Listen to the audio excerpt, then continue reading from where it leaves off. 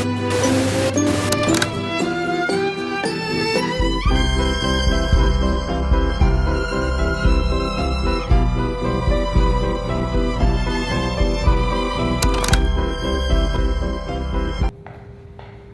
pagi anak-anak.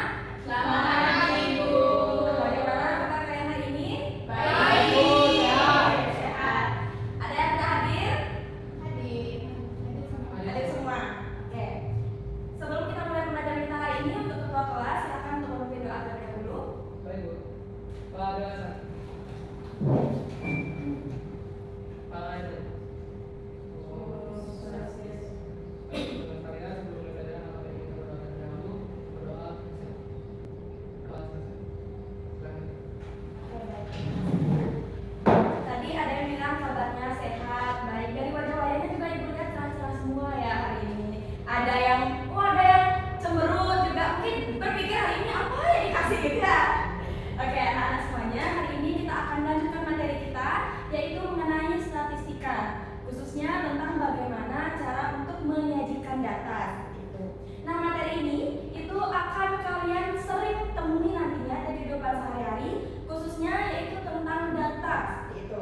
Contohnya, misalnya nih, data jumlah siswa kelas 10 seperti itu. Kemudian ada juga data jumlah penduduk di desa seperti itu. Kemudian contoh lagi satu misalnya tinggi badan seperti itu.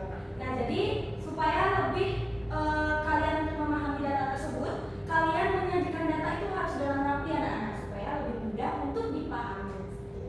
Oke, langsung saja hari ini kita akan pelajari tentang statistika, yaitu cara penyajian data.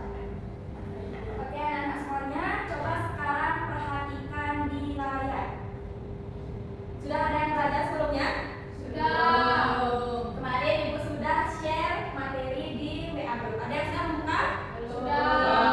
Oke, ada yang sudah, ada yang belum. Nah, untuk yang sudah, silahkan membantu temannya yang belum mempelajari materinya. Dan sekarang kita akan belajar mengenai statistika, khususnya itu tentang penyajian data. Ini ya anak-anak, fokus kita adalah di penyajian data. Nah, kira-kira anak-anak semuanya, apa sih itu pengertian dari statistika? Ada yang mau coba menjawab? Oke, Budi, silakan. Jadi statistika itu adalah Oke, betul sekali, tepuk tangan dulu.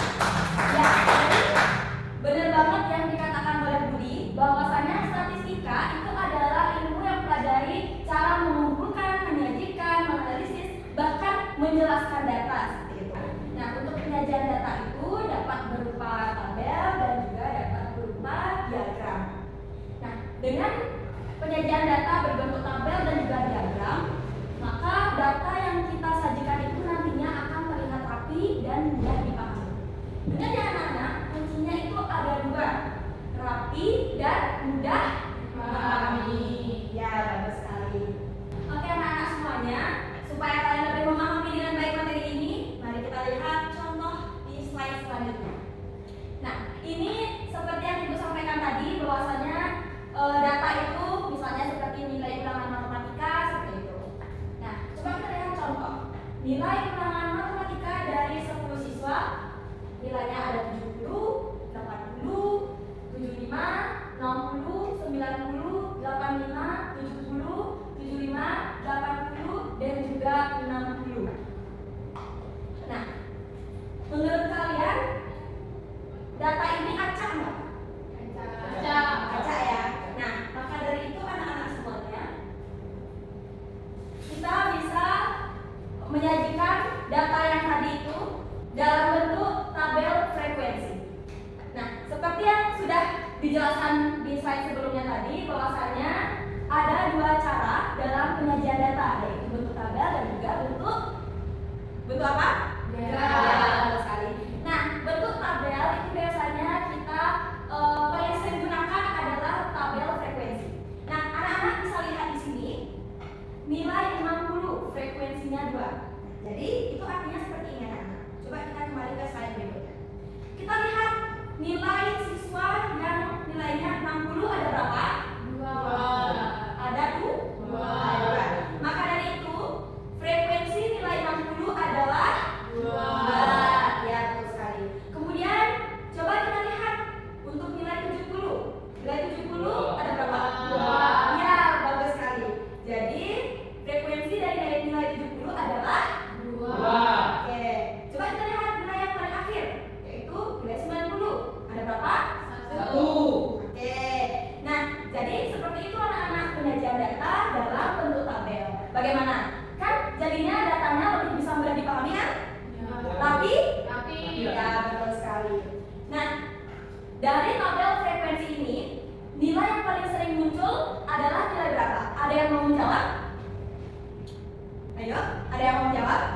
Oke, Diana, silakan. Izin mencoba menjawab, Bu. Nilai yang paling sering muncul itu menurut saya 60, 70, 5 dan 80. Bagaimana anak benar? Benar. Oke, kita tepuk tangan juga. Jadi seperti itu anak-anak, data dalam bentuk tabel frekuensi. Nah, selanjutnya anak-anak semuanya, ada pun langkah-langkah untuk menyajikan data di sini. Nah, yang pertama yaitu tuliskan semua data yang ada, seperti tadi contohnya ya. Kemudian yang kedua, susun data dari yang terkecil ke terbesar, seperti tabel frekuensi yang tadi. Kemudian yang ketiga, buat tabel frekuensi sesuai jumlah data yang sama. Ya. Lanjut, untuk langkah yang keempat, jika perlu ya anak-anak, sajikan dalam bentuk diagram. Nah, contoh diagram yang paling kita sering gunakan itu adalah diagram batang, seperti di slide sebelumnya tadi.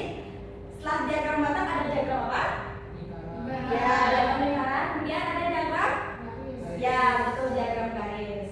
Oke anak-anak semuanya, selanjutnya Ibu akan menampilkan contoh dari diagram garis yang pertama. Namun sebelum itu, ada nggak dari kalian yang tahu kenapa nilai 60 itu bisa berada di frekuensi 2? Oke, menurut saya Ibu ngomong ya. Oke, Yohana dipersilakan.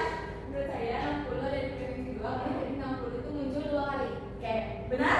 Benar. Oke, tepuk tangan dulu ya.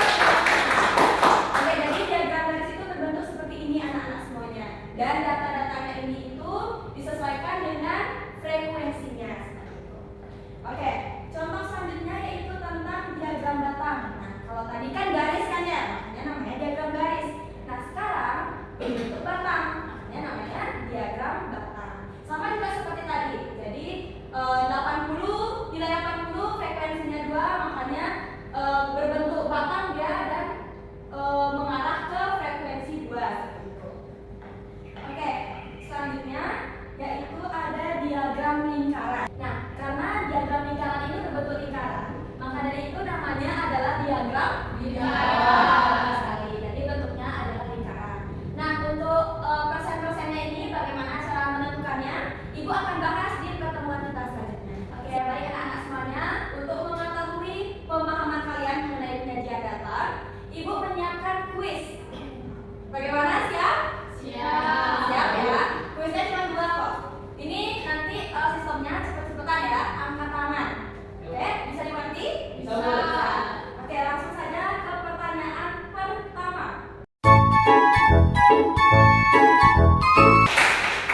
Oke, Bapak sekalian anak semuanya, jadi kalian sudah paham kan? Kalau misalnya penyajian data itu memang digunakan supaya kita itu lebih mudah untuk membaca atau melihat data. Sudah kan? Sudah. Oke, baik. Karena pertemuan kita hari ini sudah selesai, selanjutnya di sini Ibu akan simpulkan. Hari ini kita sudah belajar tentang penyajian data, bentuk penyajian data yaitu berbentuk tabel dan juga diagram. Nah, kemudian ingat ada 3 kata kunci anak-anak semuanya. Yang pertama, Rapi. kedua, Jelas. ketiga, Mudah dipahami. Oke, betul sekali. Jadi ingat 3 kata kunci itu ya anak-anak.